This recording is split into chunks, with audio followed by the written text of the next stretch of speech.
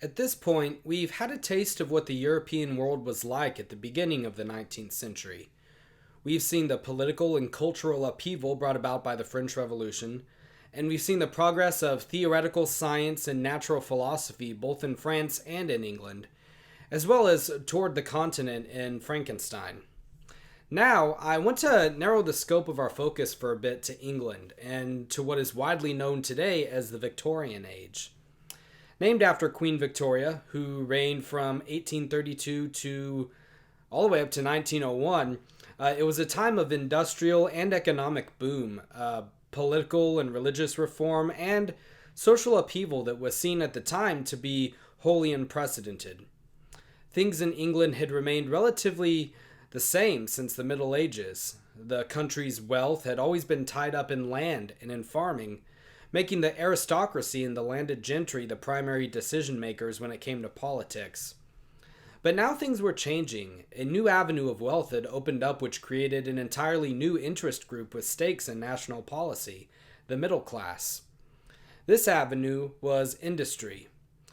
Through manufacturers, mills, and factories, large numbers of people suddenly found themselves on a level with the gentry in terms of wealth and influence, although they still didn't possess the right to vote, since that was tied up with owning land. Strange elections happened where an aristocrat would be granted 3 votes in virtue of how much acreage he owned, and yet entire industrial towns and the people living in them weren't granted votes at all. This was leveled out a bit by a series of reform bills. The first one, passed in 1832, we've already talked about. I mentioned it briefly last week. But it wasn't just the fact that there were new masses of players in the game that led to such upheaval in England either. Laborers had worked in factories scattered all throughout the British countryside for a while. But now factories were congealing in certain cities instead of being spread out and local. And in these new factory cities that sprung up, all sorts of problems arose, such as lack of means to provide for such a sudden increase in population, unsanitary working conditions, and definitely unsanitary living conditions. All of this was a new concern. When the lower class wage earners had been diffused throughout the country, they had tended to be more supported by local charities and acts of kindness from their friends and neighbors. But now that there were so many of them living in such a close space, acts of charity were barely making a dent in their overall misery. 7 or sometimes 8 entire families would be living in one gloomy cellar with only one window, and there would only be one communal toilet for all of them. And so, naturally, this led to cholera and other sorts of infectious diseases, which many of the fictional writers of the time commentated on and excoriated. It was a major concern. Understandably, the outcry amongst the poorer citizens for more bearable living conditions and better political representation became stronger in the 1830s and 40s, and while progress was made, it was slowed by the fact that many in England still had the image of the French Revolution in the back of their minds. The key was to bring about change, but not violent, bloody change. And to a large extent, the Victorians did manage to do just that. There were occasional outbursts of civil unrest and fighting, but the reform bills and the factory laws that were passed throughout those decades were enough to keep the discontented pacified, even if they didn't solve all of their problems necessarily. Another effect of these newly made, densely packed cities was the railway boom. People had to get from one city to the other on short notice, and between 1830 and 1850, you had over 5,000 miles of railway line that had been laid out across the island. And this changed the layout of the countryside and of the cities drastically. One writer said that the coming of the railway was the dividing line between the past and the present. You either lived in the pre-railroad world or the post one, and there was little similarity to be seen between the two. The railroad also required a bit of a psychological adjustment. People had been accustomed to time moving rather slowly, as it still does in the rural world. It would take a good amount of time to travel on a 15 to 20 mile journey on foot, on horseback, or even in a buggy or a carriage. Now, people were zipping all around like bullets, either on railroads or on steamboats, and time was no longer measured by days or by weeks. but instead by minutes and by hours. Matthew Arnold, a well-known writer of the time, said that modern life was in a sick hurry. That those were the expression that he used. And people were expected to do work quicker, to travel faster, and they expected to get their news and correspondences sooner than they ever had before. But outside of the cities, time remained as it had in the past. The countryside was still the countryside, still in some sense living in the past. And a traveler from the city to the country might find themselves a bit disoriented by the sudden change as we see that Lockwood is in Wuthering Heights. But the coming of the railroads and the explosion of manufacturing cities really served to divide England into two. We had an older, quieter nation where farming was still the chief source of labor, and a busy, innovative, but also turbulent one where everyone was packed together working in a frenzy toward the ideal of progress, which had really been inherited from the Enlightenment and had been tried to be worked out in the French Revolution too, to disastrous effects. This idea of progress for progress' sake. Now, Wuthering Heights takes place in that older world. It's cut off from all of this progress that's been going on around it, and we see that characters are still adhering to old notions of time, of privacy, and of nobility in breeding. And this is due largely in part to the fact that the novel's author, Emily Bronte, grew up in the same environment. The Brontes were raised in a country parsonage called Haworth, located out on the Yorkshire moors in northern England. It's a windy, very rugged country, very wild country. One of the things that's interesting about the Brontes' story is that so many well-beloved classics came from the same family, living in the same small, out-of-the-way village, when so many other authors of the time, such as Dickens and Thackeray and so on, had moved to the cities to advance their careers. Patrick Bronte, the father of the family, was an Anglican priest who had evangelical sympathies, and as a consequence, he was limited in his opportunities for advancement. I think that here it might be worthwhile to briefly sketch the state of the church in England during the Victorian era, just to get a sense of who Patrick was and what life might have been like for his family. So the Anglican Church had, for a while, come to be seen as worldly, corrupt, and slothful. Those of a more fundamentalist temperament didn't like the extent to which the government and the church were intertwined, and it was thought that the bishops and clergymen were too caught up in worldly concerns. There are stories of clergymen who, if they showed up to preach on Sunday at all, and some of them didn't, showed up dressed for fox hunting later. And because of this, three very different branches emerged, though they all still went under the banner of the Church of England. One of these was the Broad Church movement, and it went even further in terms of fraternizing with the secular world. It was very lax in its doctrine, trying to bring about a sort of ecumenical movement, and resembled more than anything the sort of liberal theology that exists in a lot of churches today.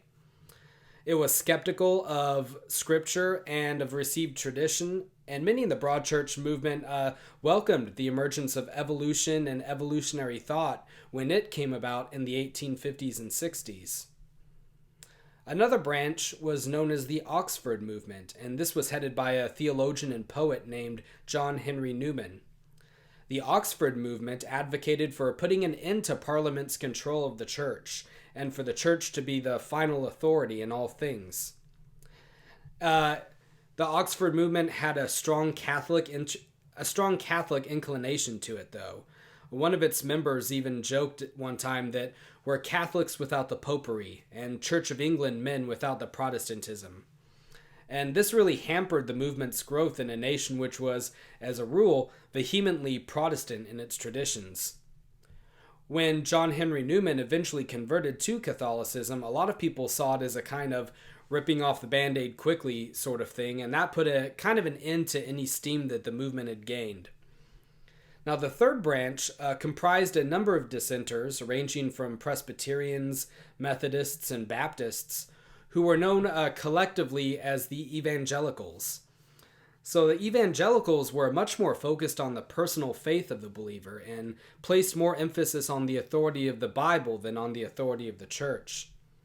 And because of the perceived morass that had come to infect the Anglicans, many of the evangelicals were fiery, passionate preachers who were more liked by the lower classes, and as a result, they came to be regarded as, unfairly I think, anti-intellectual. Now, Patrick Bronte was officially a priest of the Anglican Church, but he had absorbed much of the teachings of the evangelicals at Cambridge University, where he went to school, and for most of his life he ran in Methodist evangelical circles. Patrick married Maria Branwell, and together they had 6 children. He would end up surviving them all by many years, unfortunately. Maria died shortly after the birth of their youngest daughter, Anne, and her sister Elizabeth Branwell ended up living with the family at Haworth with Patrick to help him raise the children. So the disastrous decision was made to send the 4 oldest girls to a school for poor clergymen's daughters, which was notorious for its awful living conditions, a lack of heating in the winter, and a very rigid disciplinary schedule that wore out the students both mentally and physically. One of the girls, Charlotte, gives us a fictitious description of the school in her novel Jane Eyre. A lot of the early scenes in that book are borrowed from her real-life horrible experiences at this school. Well, an outbreak of typhoid occurred at the school, which killed the 2 eldest sisters, Maria and Elizabeth, and sent the 2 youngest, Charlotte and Emily, back home sick. After that, their father decided to homeschool his kids, with the help of their aunt, and so the surviving Bronte siblings grew up rather isolated from the outside world in this out-of-the-way parsonage in Haworth Village. Charlotte, Emily, and their younger siblings, Branwell and Anne, were very creative, very interested in reading and writing, and so from a young age they were able to encourage each other and feed their passion for storytelling. The story goes that someone gave Branwell 12 wooden toy soldiers, and they came up with a name and a personality for each of them and developed all sorts of really wonderful, intricate stories around them. Emily and Anne created an imaginary kingdom called Gondal and wrote stories about what would happen in this fictional world. They had maps, illustrations, landscapes, all sorts of things that would bring their stories to life. Charlotte describes all of this in the biographical notice that's attached to many editions of Wuthering Heights. I'm not sure if your edition has it or not. But she talks about how these juvenile projects later developed into stories of real merit, and how she and her 2 sisters decided to try their hand at getting some of their works published. Thinking that they wouldn't be taken seriously as women writers with no connections in the literary world, they offered their books to publishers under pseudonyms, Currer, Ellis, and Acton Bell. Charlotte, Currer Bell, sent out a short novel called The Professor. Emily, Ellis Bell, sent out Wuthering Heights, and Anne, Acton Bell, sent out a novel called Agnes Grey. All of these novels are still readily available, still widely regarded as classics, although Charlotte is more well known for her second novel, Jane Eyre, and Anne for a novel called The Tenant of Wildfell Hall. Charlotte would go on to write a number of novels. She was encouraged by the success of her novels and by her publishers to make visits to London, where she moved in the same circles as the big names of the day, writers such as Elizabeth Gaskell and William Makepeace Thackeray. Emily, however, never showed any interest in London or in the world outside of Haworth. She took on teaching positions at a number of different schools as she got older, but always became homesick and wouldn't keep her jobs for very long. Her sister Charlotte describes her as a very solitary, very reclusive person, and because of this, not too much is known about her. She didn't have friends, and she didn't seem to want any outside of her family. She was close to her sisters, but aside from that, she was apparently wholly absorbed in nature and in animals. Charlotte says that she spent the majority of her time out on the Yorkshire moors, in much the way that her characters do in Wuthering Heights. She's described by Charlotte and by other biographers as shy, but with Spartan-like courage and determination. Her siblings once came upon her self-cauterizing a bite on her arm from a dog that was suspected to have rabies, because she didn't want the dog to get into trouble. But that's the sort of thing she would do. Oh, I got a bleeding bite. Let me take care of it on my own. But like her older sisters, and like her brother Branwell, whose alcoholism didn't do him any favors, she came down with tuberculosis and began wasting away rather rapidly. She had been in delicate health ever since her time spent in the girls' school, and the living conditions at their home weren't very sanitary either. Apparently, the source of the Bronte family's water was contaminated from the runoff of a nearby cemetery, which probably accounted for so many early deaths in the family. Charlotte says that Emily sank quickly, refused to see doctors, which she didn't trust, and died after losing so much weight that her coffin only measured 16 inches wide. Now, this may have been an embellishment on the part of her sister, but that's how the story goes anyway. But to the end, we see her exhibiting independence and a longing for privacy and solitude. Emily preferred to take care of her problems on her own. She was only 30 years old when she died, and her younger sister Anne died the very next year of the same disease. So it's a very tragic story of a family of writers who may have gone on to produce many more great works of literature, all of them cut down in their prime. And we see that this world is reflected in Wuthering Heights. Sickness and early death prevail throughout the novel, almost on every page. We know that the world described in the novel is very similar to the real-life world that the Bronte sisters lived in. And not to read too much into it, the fierce, sometimes shocking characters that we meet are reflections of Emily's spirit and of those she grew up around. So, with introductions out of the way, let's talk a little bit about the novel. We begin Wuthering Heights with the introduction of a character named Lockwood. And he's grown up in the city, but he's now fleeing from the sociable life that he's once known because he's made something of a fool of himself while courting a young woman. He says that he's naturally timid and shy, so much so that the woman has mistaken his shyness for coldness, and it's driven her away. He's embarrassed and angry at himself, and he decides to go out into the moorlands in the north of England and live something of a misanthrope's life because of it. So he's leased out a country manor home called Thrushcross Grange, and from its description we can assume that he must be a man of some means in order to be able to afford the rent. It's a spacious home with several miles of parkland and walkways surrounding it, and it has its own serving staff who are waiting for him when he arrives. So he's a well-to-do person, and he's rented out a really nice place.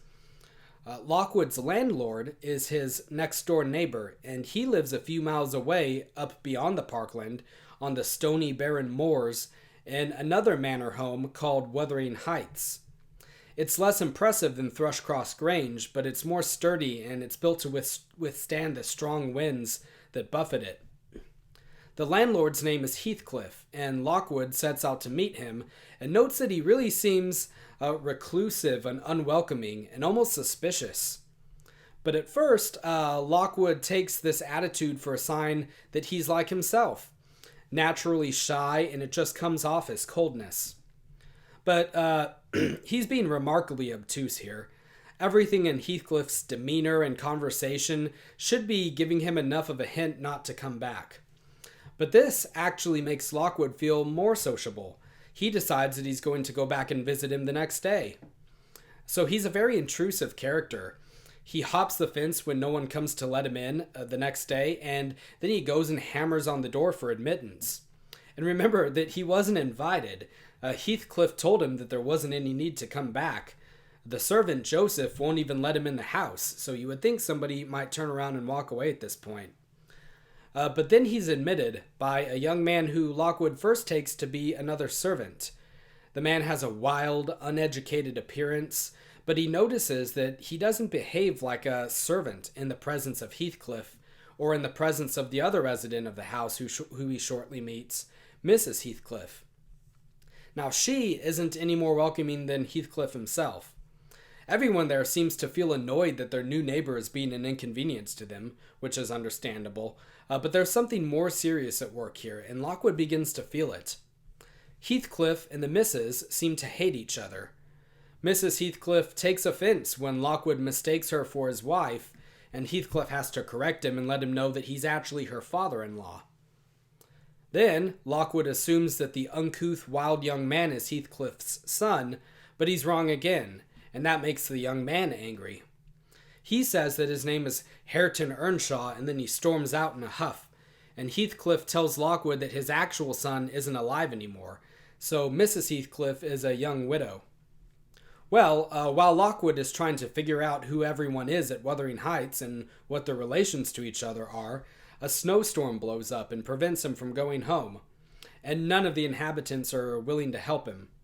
In fact, they laugh at his plight, and it is very real terror when he's bowled over into the snow by the dogs as he tries to leave the house. It's kind of a strange image of people just being so uncaring and almost cruel, laughing at this man that's gotten himself in too far over his head and he's trying to leave. So it's not a very pleasant family at all. The only person who takes any mercy on him is the serving woman, who escorts him up into what he presumes to be a guest room to stay there for the night. And at this point, Lockwood isn't in a good mood. He's cold, he's wet, he's disoriented, and there's no friendly person around in which to confide his miseries. But again, it's hard to feel too sorry for him, because he did come over uninvited and didn't take the hint that his company wasn't wanted, so it's definitely a situation that he's gotten himself into, and now he's reaping the consequences of it. So he lays down to sleep in an old-fashioned bed that's beneath the window and protected on the other sides by sliding wood panels. It's kind of like a bed in a wardrobe, which is an interesting description. And in there, he finds some books in which someone has been keeping a sort of diary in the margins.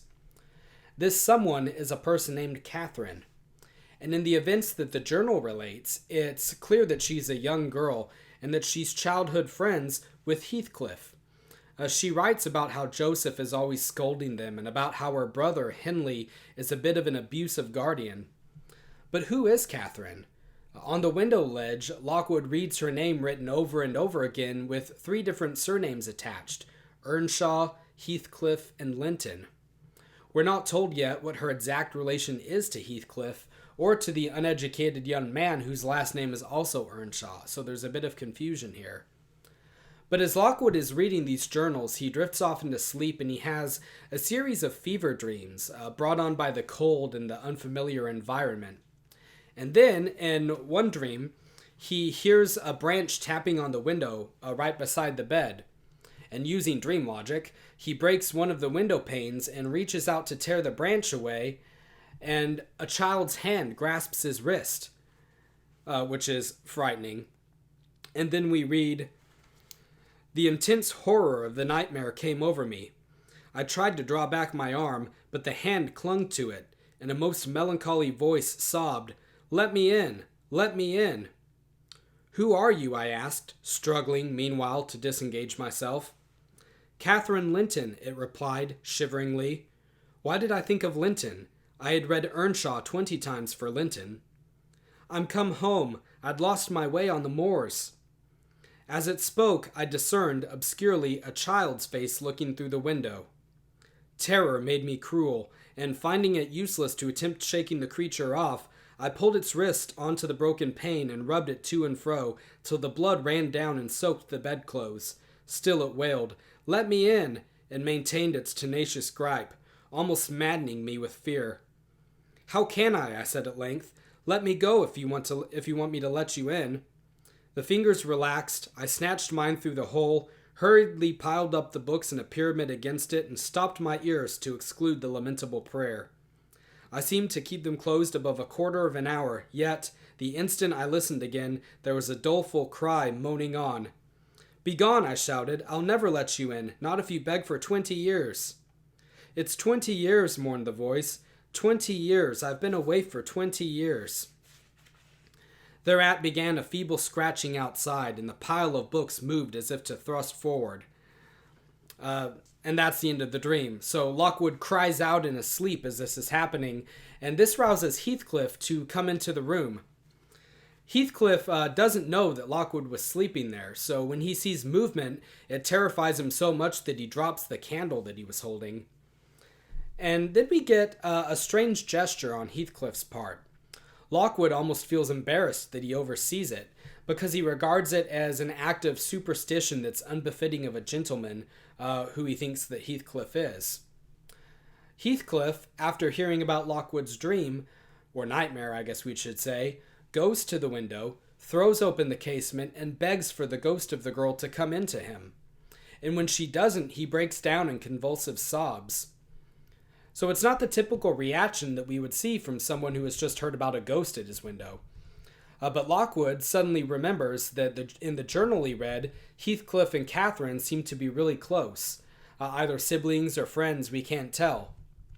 So he understands that even though it might be a superstitious belief on Heathcliff's part, hearing about the ghost of his friend has really upset him, and he feels guilty about that. But finally the morning comes, and he's able to get an escort back to his own home. And Lockwood isn't slow now to pick up on the moral of his little adventure. He's not welcome at Wuthering Heights, and he needs to leave all of the people there alone. Next, we're going to see how he's going to learn all about the backstory of Heathcliff and the Heights from one of his servants, which will shed light on a lot of the things that he's seen already, and on a lot of the mysteries that are still unanswered. So for next week, go ahead and read chapters 4 through 9, and we'll pick things up from there.